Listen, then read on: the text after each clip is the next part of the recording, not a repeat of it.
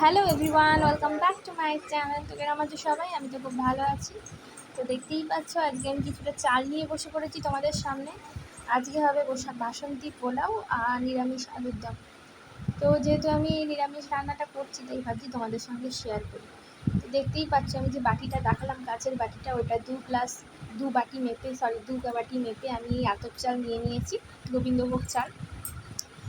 তো ওই 2 বাটি মেপে আমি চাল নিয়ে নিয়েছি, নিয়ে ধুয়ে ভালো করে আমি জলটা ঝরাতে রেখেছিলাম। তারপরে আমি আদা বাটা দিয়ে দিলাম, নুন দিয়ে দিলাম, হলুদ দিয়ে দিলাম আর একটু ঘি দিয়ে দেবো। দিয়ে ভালো করে এটাকে মাখিয়ে নেবো। ভালো করে মাখাতে হবে, দেখতেই পাচ্ছ তোমরা, মাখিয়ে নিচ্ছি। এখন ভালো করে মাখানো আমার হয়ে গেছে।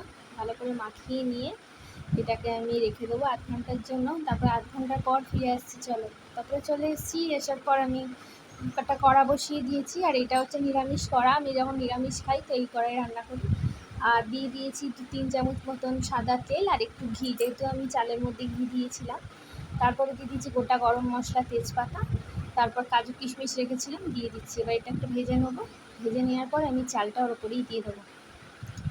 দেওয়ার পরে আরও ভালো করে আমি ভেজে নেবো। তারপর চালও দিয়ে দিচ্ছি। দেওয়ার পরে আমি ভালো করে চালটাকে ফ্রাই করে নেবো।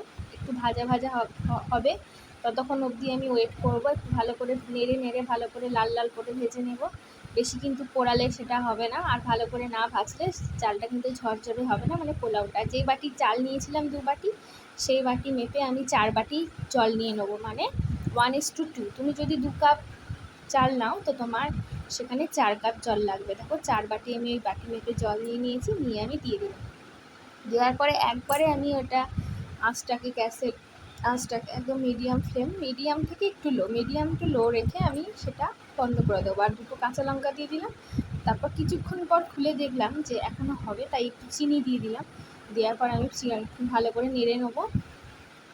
চিনিটা দেওয়ার পর একটু ভালো করে নেড়ে নিয়েছি। দেখতেই পাচ্ছ এটা 50% হয়েছে, এখনও কিন্তু আরও হওয়া বাকি। এখন খিচুড়ির মতন লাগছে, পোলাওর মতন লাগছে না। তো ঢাকা দিয়ে দিলাম। তো দেওয়ার পর আরও আমি 10 মিনিট মতন অপেক্ষা করার পরে তারপরে দেখছি যে পুরোপুরিভাবে দেখো আমার পোলাওটা একদম ঝরঝরে হয়ে গেছে। দেখতেই পাচ্ছ আমার কিন্তু পোলাও রেডি। দেখো আমার হয়ে গেছে পোলাও রান্না, দেখতেই পাচ্ছ তোমরা, খুব ঝরঝরে, খুব সুন্দর হয়েছে। তো চলো এবার রেখে দিই। আর এবারে গরম মশলা দিয়ে দিই, গুঁড়ো গরম মশলা দিয়ে দিয়েছি। আমার পোলাওটা একদম রেডি হয়ে গেছে। তার একটু গরম মশলা দিয়ে নাড়িয়ে নেবো। দেখতেই পাচ্ছ কতটা ঝরঝরে হয়েছে, তোমাদের নিশ্চয়ই আমি দেখাতে পাচ্ছি খুন্তি দিয়ে।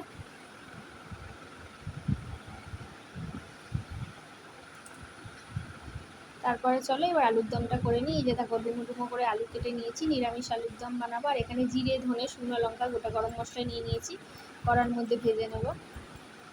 তো দেখো এখানে আমি ভেজে নিচ্ছি, বেশি পোড়াবো না, পোড়ালে কিন্তু শুকনো মশলার কোনোই টেস্ট থাকে না। তো আমি ভেজে নিচ্ছি। ভাজার পরে এবার একটু পোস্ত দিয়ে দেবো, 2 চামচ মতন পোস্ত দিয়ে দেবো। নিরামিষ আলুর দমে এই মশলাটা দিয়ে তোমরা যদি করো কিন্তু ভীষণ ভালো লাগবে খেতে। তাই পোস্ত দিয়ে দিলাম। জিরে, গোটা ধনে, গোটা জিরে, গোটা শুকনো লঙ্কা, গোটা গরম মশলা আর জিরে এগুলো ভেজে তুলে রাখলাম। তারপর কড়ার মধ্যে তেল দিয়ে এবার আমি আলুগুলোকে এক এক করে ভেজে নেব। নুন, হলুদ, তো চলো এবার ভেজে নেব।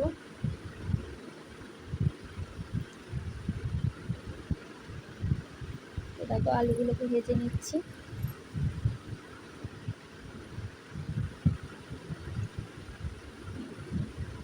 তো আলুগুলো আমার ভাজা হয়ে গেছে, তো দেখতেই পাচ্ছ। আর এখানে আমি আদা, কাঁচা লঙ্কা আর কাজু 3-4টে নিয়ে নিয়েছি, নিয়ে এবার বেটে নেব। সব ভুলভাল বলছি, বেটে নেব আদা, কাঁচা লঙ্কা আর কাজু। তারপর এটা একটা পেস্ট হয়ে গেছে। চলো এই পেস্টটা কড়ার তেলের মধ্যে দিয়ে দেবো। কোনো ফোড়ন দেবো না, আমি এমনিই দেবো। দেওয়ার পর এটা ভালোভাবে কষাতে লাগবো। এবার দিয়ে দেবো হলুদ গুঁড়ো, লঙ্কা গুঁড়ো, হলুদ গুঁড়ো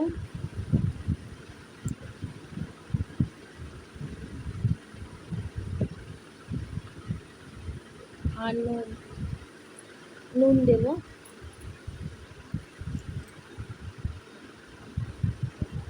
দিয়ে ভালো করে এবার কষাবো মশলাটাকে, যতক্ষণ না তেল ছেড়ে আসছে ভালো করে কষিয়েতে থাকবো।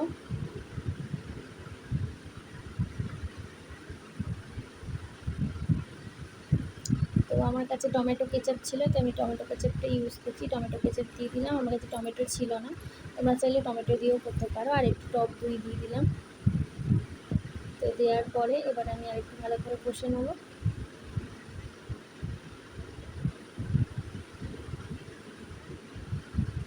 দেওয়ার পরে এবার আমি আলুগুলো দিয়ে ভালো করে কষবো। আলুগুলো দিয়ে একদম, কিন্তু এই আলুর দমটার মধ্যে কোনো জল পড়বে না, অল্প যদি পারো জমা জল দিতে পারো, একদম সিমে করতে হবে, তাহলেই কিন্তু খুব সুন্দরভাবে ক্যারামেলাইজড হবে আলুর দমটা, খেতেও ভালো লাগবে। আর একটু চিনি দিয়ে দিলাম ক্যারামেলাইজডের জন্য, আর টেস্টটাও ব্যালেন্স হয়, যেহেতু টক দই দিয়েছি তাই জন্য আমাকে চিনিটা একটু দিতে হলো। তো দেখো কষে নিচ্ছি ভালো করে আমি, কালারটা কিন্তু অসাধারণ এসছে, নিশ্চয়ই তোমরা দেখে সেটা বুঝতে পারছো।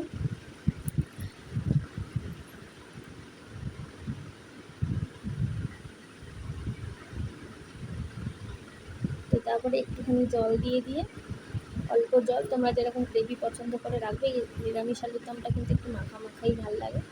তো দেখো আমার দেওয়া হয়ে গেছে জল, এবার আমি ঢাকা দিয়ে একদম সিমে করে রেখে দেবো। তারপরে যে ভাজা মশলাটা আমি রেখেছিলাম গুঁড়ো করে নিয়েছি, এই আলুর দমটা মনে হয় হয়ে গেছে, চলো দেখি কতটা আলু সিদ্ধ হলো। তো দেখো আমার আলুটাও সিদ্ধ হয়ে গেছে সুন্দর, দেখতেই পাচ্ছ। এবার পুরো মশলাটা দিয়ে আমি নামিয়ে নেব।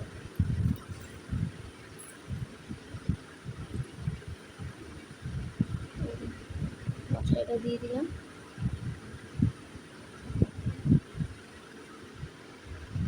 2 চামচ মতন দিলাম মশলাটা, বেশি দিলাম না, আর বাকিটা রেখে দেবো, পরে অন্য রান্নায় লেগে যাবে।